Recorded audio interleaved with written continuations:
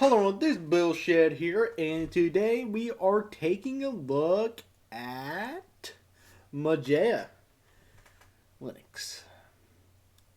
Mageia Linux is a Mandriva based Linux distribution. It uses RPM files, so if you download RPM file off the internet, so you can use RPM files off the internet. It also comes with this is its package manager and stuff. And another thing is, Mageia is also looks pretty old school even in KDE Plasma, like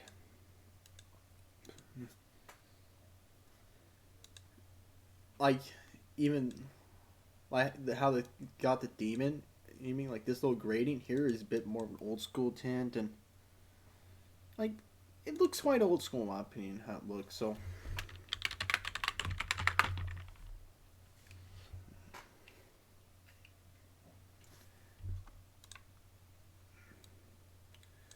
I got some stuff. Mageia boots up at a normal pace, to be honest, in my opinion. From what I've seen, so there's nothing to be worried about there. So, Mageia is fast. This variant of KDE they get going, it's kind of fast from what I've seen. So yeah.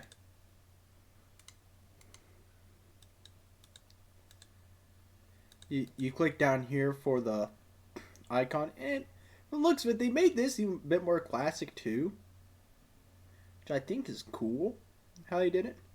They also got some programs on here by default, such as GIMP and LibreOffice, if you want to pop that open if you want to. Yeah, this distro can be a little bloated for some, but for others it's not as bloated. Like here's LibreOffice, obviously. So close out of that. Let's search for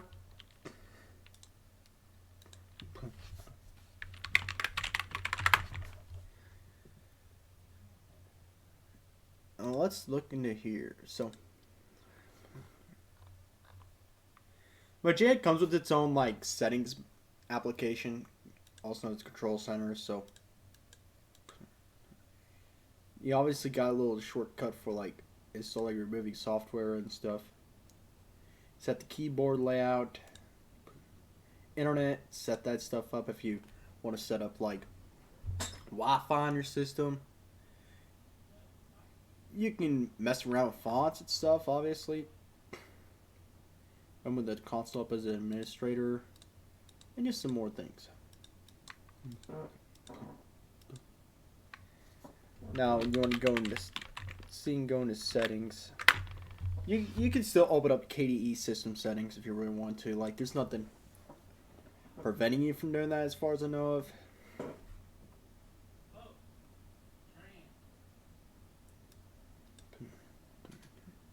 So right here, you just go to global theme and just screw around here if you want.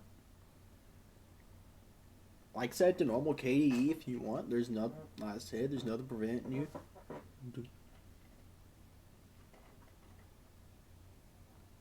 On the heck?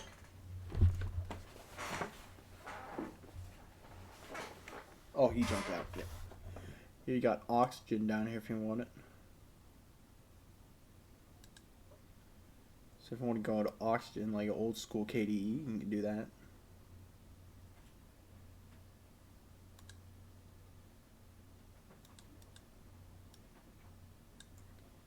I still prefer the Mageia Breeze. So let me switch to that.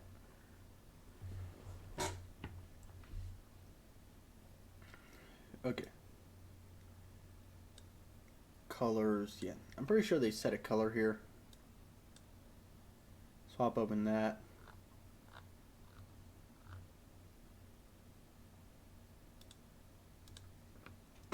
They set it as the oxygen color set from the looks of it. So yeah, you also got icons stuff you can screw around with. So KDE is very customizable. I've mentioned this before, but there's always going to be stuff like though KDE is slow, but from the looks of it, they have made Mageia has made comes with a faster variant of KDE or something. Well, it looks like they set the settings to make KDE a bit faster.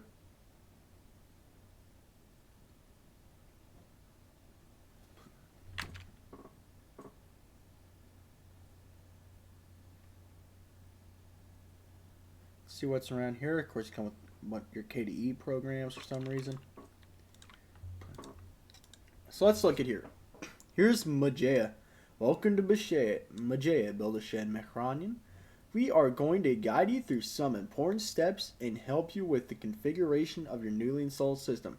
Now, click on your media sources to go to the first step. So, you can go here for your media sources. So, configure software repositories. So here, you can edit software repositories right there. So, just type in my root password.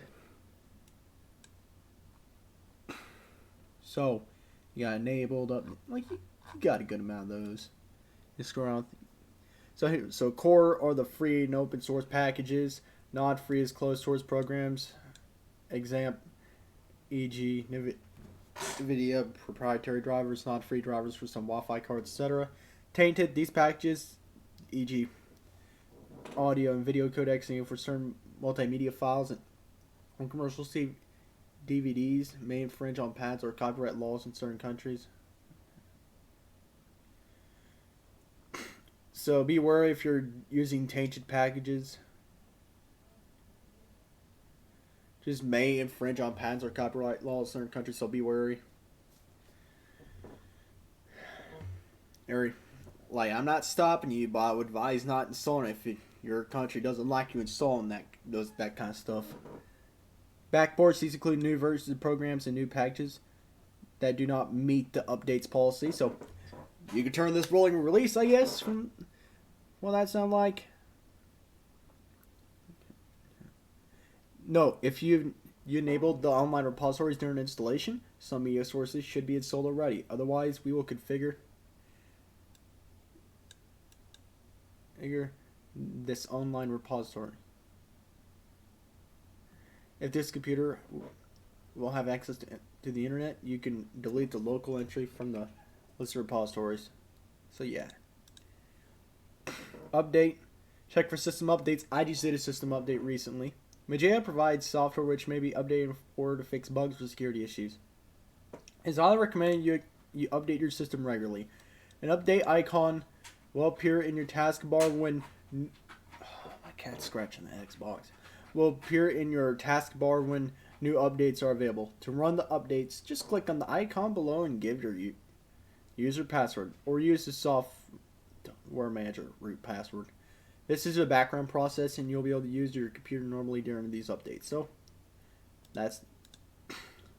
like I said, I've already done my updates. MCC Mageia.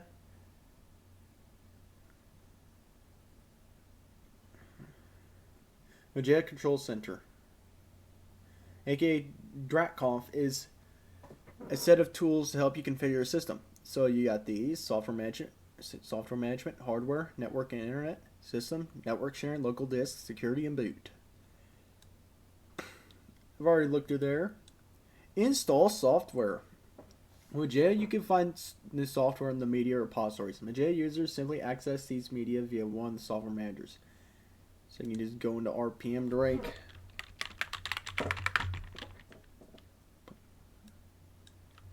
You just look in there, or you just do this. And this is like what, from looks of it, this is practically what Mageia likes you to install software with, but they do have a command line installation utility, but it's not your standard type of command line utility, if you know what I mean. Here are some popular applications, and look, it's already got some of the old school themes for them. Games. Yeah, you can install Steam. Here you can go with Super Tux for some reason if you want to go full free and open source. Zero AD. It's actually a cool game, I've heard. Chrome, like, it has some pretty old. icons in here. Your configuration, you're now running blah blah blah. More information. This is where you can get more information. You can go on the wiki, which I have a wiki page open down there, etc., etc. So, yeah. Now let me show you how you would install packages on this baby. So, let me open up terminal, console, I guess. Well, let me do see if I can do a sudo.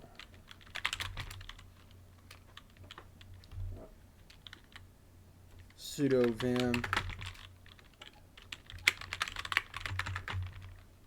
Okay, I am not in the sudoers file. Let's quickly just do vi sudo and let's get this over with. So let's do vi sudo.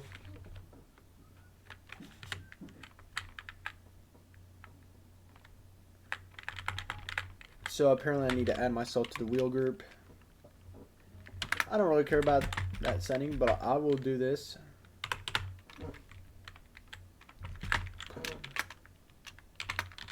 So I'll do a right click and I'll do a user mod. I'll do user, how do I do this? User mod and -a -g and Buildershed wheel. Oh wait, wheel and Buildershed. Now I'll just exile that. So that's simply, I guess, how you would add your user to the wheels, to like sudoers.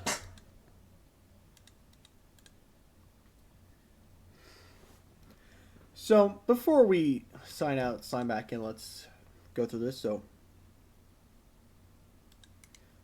and actually, how about I do this and open it up, Firefox.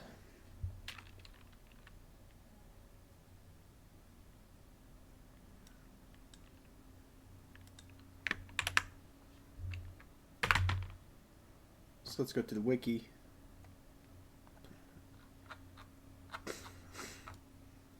And going down here, penalty labels is advanced use, but I'd actually put this more to the beginner area.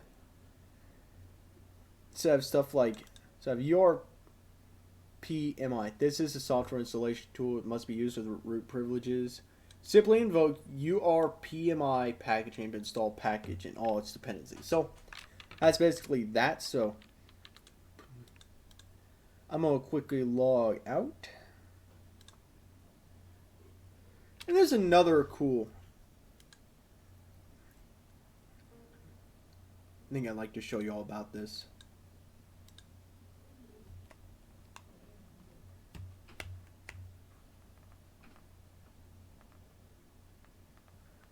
So it's always like that. So it's now going to open that login menu back up. And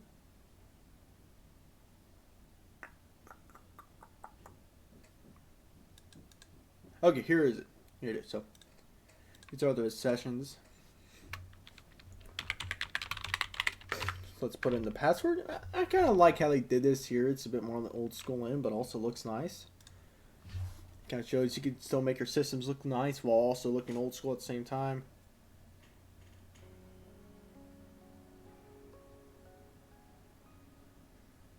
So let's load in.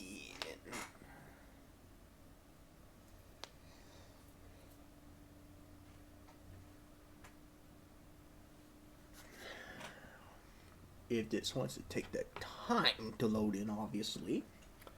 Oh yeah. So here we are back logged in. So let's install a package like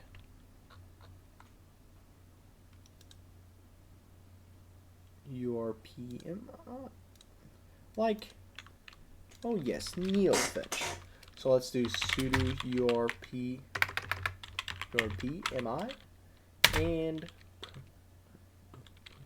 neofetch. If they have that in here. Yup. Why? So here is it doing its installation of good old NeoFetch, everyone's favorite tool. And I will cut to when oh wait. So you're telling me it's about to be done.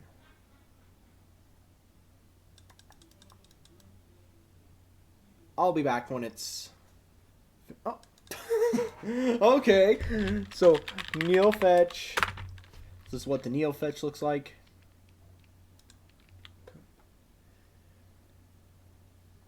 I am running this in a virtual machine, by the way. Here it is right here. NeoFetch. You want to remove package, you just do sudo upm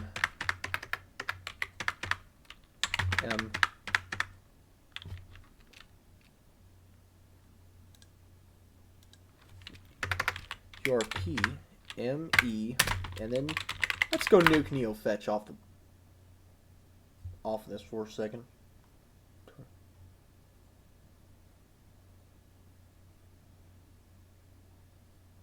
So while we are doing that,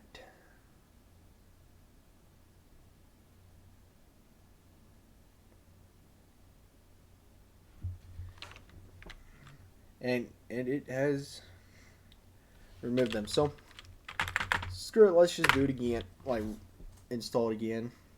Won't take long at all. Probably bring that back up because we're going to use it later.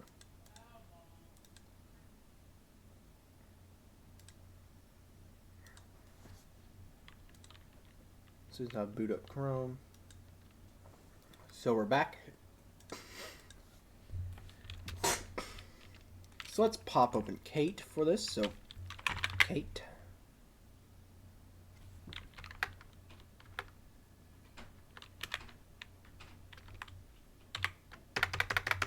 Oh boy. Looky here. Sudo urpmi. You know, this would actually be a great time to demonstrate that. So let's do RPM. You find here install or remove software.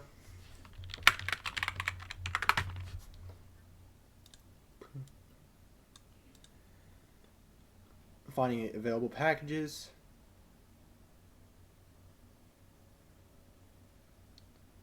Okay, so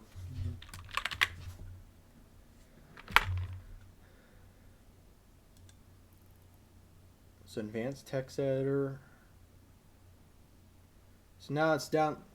So now this is how it's going to do. So 1 second.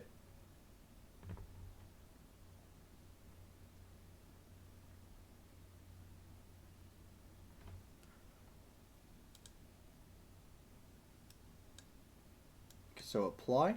This will now install it. And as we wait, I will skip when this is done. So we're back and it has been installed. So let's quit out of that. Pop open our file manager. Go to downloads. Pop open my glorious file. The right click function won't even work.